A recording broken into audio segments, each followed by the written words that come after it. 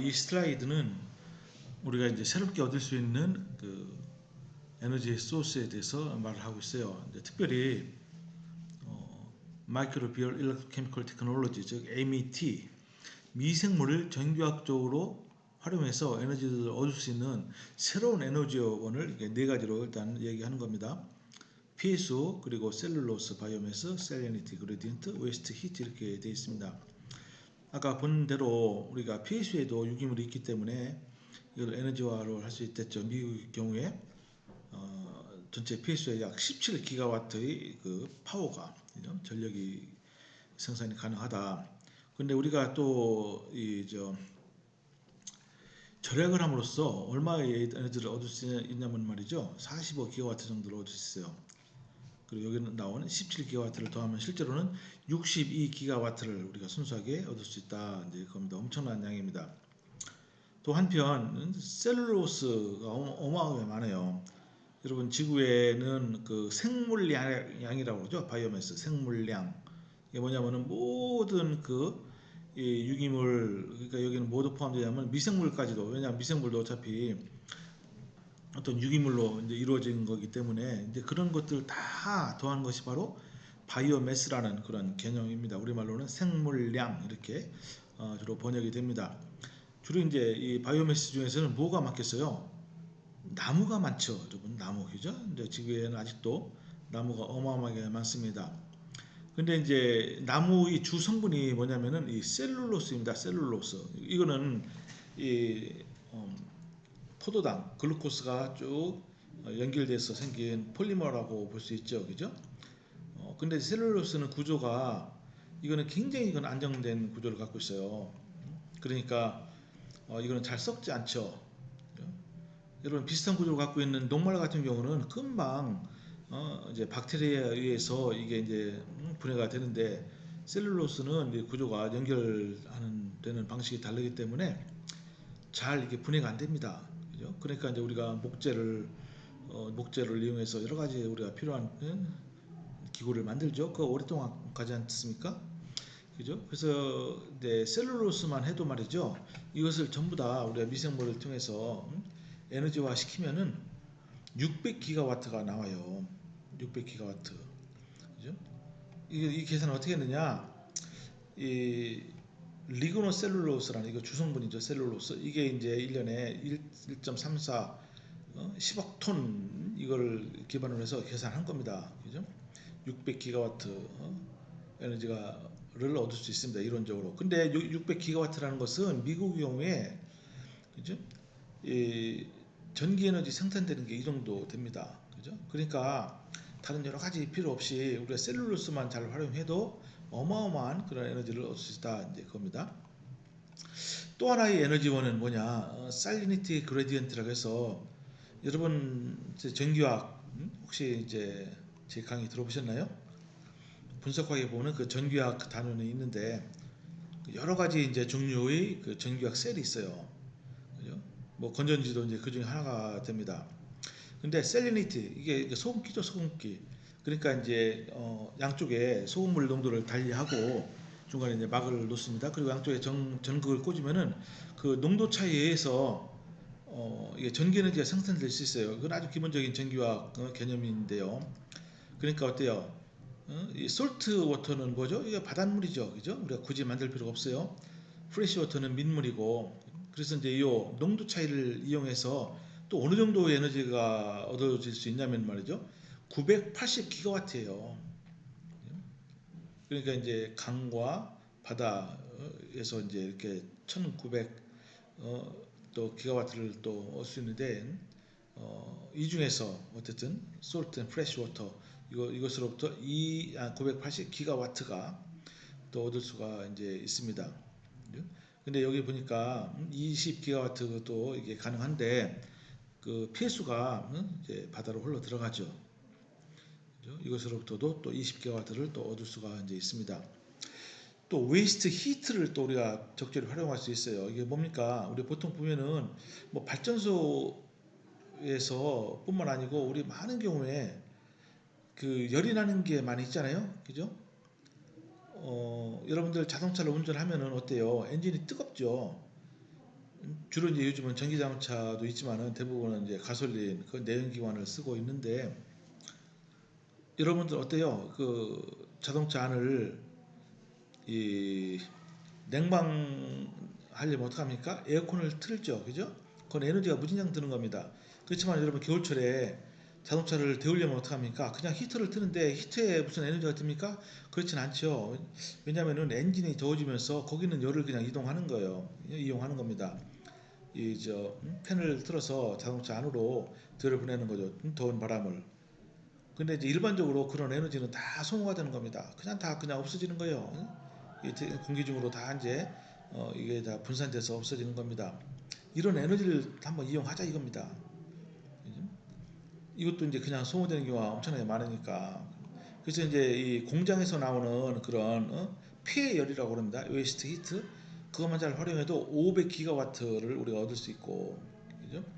또 이제 이 파워 플랜트 이거 뭡니까? 발전소죠. 발전소에서도 발전을 하는데 거기 또 열이 또 많이 나요. 그것만 잘 모아도 써도 1000기가와트 정도의 에너지를 얻을 수 있다. 이제 그런 겁니다. 그죠? 물론 이거 말고도 여기 보니까 이 태양에서는 그죠? 빛 에너지가 있고 또 지오서멀 그죠? 우리가 이제 땅을 파고 들어가면은 온도가 높죠. 그죠? 뭐 지열 같은 걸 이용할 수 있는데 이런 건 다 제외한 겁니다. 그러니까 여기서 본 것만 우리가 잘 활용해도 물론 이걸 100% 활용할 수 없겠죠. 그죠? 일부만 활용을 해도 우리가 정말로 새로운 에너지원 이걸 보고 주로 이제 신재생 에너지라고 이제 그러는데 여기는 신에너지죠. New Energy Source. 그죠? 물론 이제 여기 셀룰로스 같은 경우는 다시 이제 재생이 되니까 New 그죠? and Renewable Energy 뭐 그렇게 식으로도 이제 부르게 되죠. 근데 이제 이번 과목 이 과목의 주제 중에 하나가 바로 미생물 연료 전지가 되겠어요. 이제 몇 주 뒤에 우리가 이걸 본격적으로 공부하게 됩니다. 미생물 연료 전지는 뭐냐? 여기 아까 보신 대로 바이오매스를 미생물 어때요? 미생물을 바이오매스를 분해하는 능력이 있잖아요. 그죠? 그 능력을 우리가 전기화학적으로 활용한다. 그러니까 미생물 연료 전지는 마이크로비얼 퓨얼 셀이라고 이렇게 부릅니다. 그죠? 그래서 그 미생물 연료 전지를 아주 집중적으로 탐구를 할 겁니다. 저도 이제 지금까지 보통 한 20년 됐어요. 20년 동안 이 미생물 연료 전지에 대해서 연구를 좀 하고 있습니다. 그러니까 여기에 대해서 한번 자세하게 소개를 시켜드리고자 합니다. 그러니까 미생물 연료 전지는 어떤 그 원리로 작동하고 있느냐, 물론 한번 개괄적으로 한번 보도록 합니다. 여기 이제 전기화학이니까 전기화학은 어때요? 여기가 전극이 두 개가 있어야 되죠. 이게 에노드고 이게 캐소드라고 한번 생각해 보면은 에노드에서는 산화 반응이 일어나고 캐소드에서는 환원 반응이 일어납니다. 그러니까 이제 산화 반응은 뭐냐? 여기 이제 미생물 여기 있죠. 에노드 전극 표면에 뭐가 이게 붙어 있어요. 이게 바로 이제 미생물입니다. 박테리아 붙어 있어요.